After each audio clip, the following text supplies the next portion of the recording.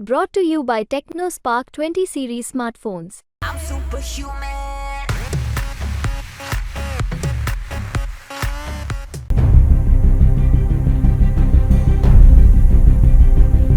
अगर किसी की शादी की सालगिरह हो तो एक पत्नी अपने पति से क्या मांग सकती है?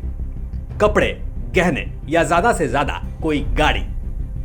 लेकिन अगर शादी की सालगिरह वाले दिन ही बीवी अपने मियां से तलाक मांग ले तो क्या होगा? वो भी एक खास फायदे के लिए। शादी के बंधन में बंधने के 1 साल बाद कोई भी नया जोड़ा पहली सालगिरह बड़े धूमधाम से मनाता है, लेकिन जयपुर में एक पति को उसकी पहली एनिवर्सरी पर ऐसा सरप्राइज मिला कि उसके होश उड़ गए। खुद जयपुर से चलकर प्रतापगढ़ पत्नी को सरप्राइज देने पहुंचे पति से उसकी पत्नी ने बदले में तलाक मांग लिया। शादी एक ऐसा पवित्र बंधन जिसमें बंधने के बाद जोड़ा जन्मों जन्मों की कस्में खाता है, लेकिन जरा सोचिए ये कस्में एक सौदे पर आकर अटक जाती है तो क्या बीतेगी। ऐसा ही जयपुर के रहने वाले एक युवक के साथ बीती है, जो कि एक लड़की के साथ पहले प्रेम करता है और फिर उसके साथ यहाँ फ्लैट में रहता है, और ऐसे में उनके बीच प्रेम प्रसंग का सिलसिला शुरू हो जाता है। यहाँ तक कि लड़का लड़की का पूरा खर्च, पढ़ाई लिखाई के खर्च वो खुद उठाता है, एक फ्लैट किराए पर लेता है और फिर सिलसिला शुरू होता है प्यार का। एक ऐसा प्यार जो कि एक चरम सीमा पर जाकर अटकता है, और सब बात आती है शादी की तो पहले लड़की ना नुकुर करती हैं, लेकिन जब लड़की की सरकारी नौकरी लगने की बात आती है तो वो एक सौदा रखती है कि यदि मेरे से शादी करनी होगी तो उससे पहले मुझे यूपीएससी एग्जाम में सपोर्ट करना होगा। सपोर्ट इस बात का कि पैरों तले जमीन खिसक जाए। उसके लिए पहले लड़की को लड़के के साथ दोनों को प्रेम के बंधन में बंधने के बाद शादी करनी होती है, और शादी के 1 साल बाद तलाक का सौदा तय होता है। तलाक इसलिए ताकि लड़की का यूपीएससी में चयन हो जाए। जब ये बात लड़के को पता चली तो लड़के ने एक बार इनकार कर दिया, लेकिन क्या करे, सालों साल प्यार जो किया उसने इस बात को मुस्कुराते हुए टाल दिया।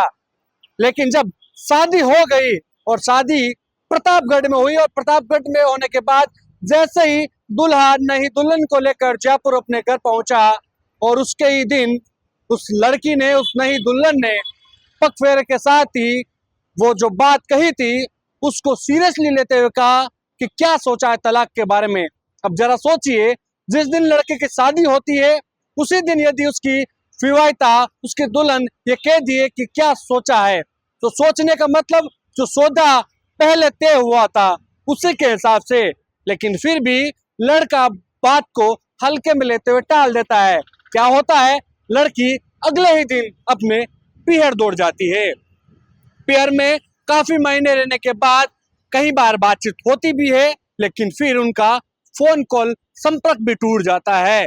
ऐसे में जब बात आती है शादी के सालगिरह की, एक ऐसा जो फर्स्ट एनिवर्सरी हर कोई दंपति है जो सेलिब्रेट करना चाहता है, ठीक ऐसा ही उस पति ने भी सोचा और चल दिया अपने ससुराल अपनी पत्नी के पास फर्स्ट एनिवर्सरी मनाने।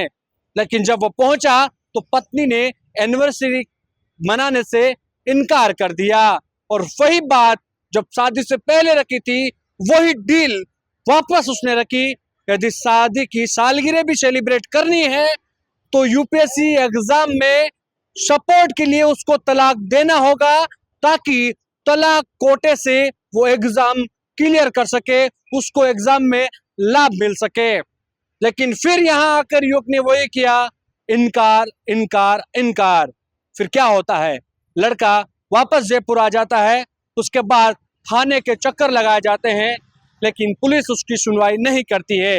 इस बीच युवती उसको धमकाती है कि वो दहेज के मामले में उसको फंसा देगी, जबकि लड़के की शादी होते समय उसने किसी प्रकार का कोई दहेज तक नहीं लिया, क्योंकि वो पहले प्रेम प्रसंग में यहाँ पर रहते आ रहे थे, सालों से रहते आ रहे थे।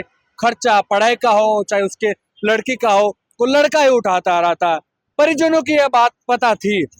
इस बीच लड़की का चयन सरकारी नौकरी में भी हो जाता है, वो जनसंपर्क अधिकारी तक बन जाती है, लेकिन जब बात यूपीएससी क्लियर करने की आती है तो लड़का पीछे हो जाता है। ऐसे में अब लड़के ने कोर्ट के जरिए एफआईआर करवाई है और न्याय मांग रहा है, लेकिन सबसे बड़ी बात सोचने वाली ये है कि उस लड़के के पैरों तले जमीन खिसक गई। लेकिन आप क्या इस मामले में सोचते हैं वो जरूर बताएं। किस तरह से एक पवित्र बंधन को इस प्रकार एक डील के तौर पर पेश किया जाता है, क्या समाज किस दिशा में जा रहा है। कैमरा सहयोगी मनोज के साथ विशाल शर्मा, जयपुर।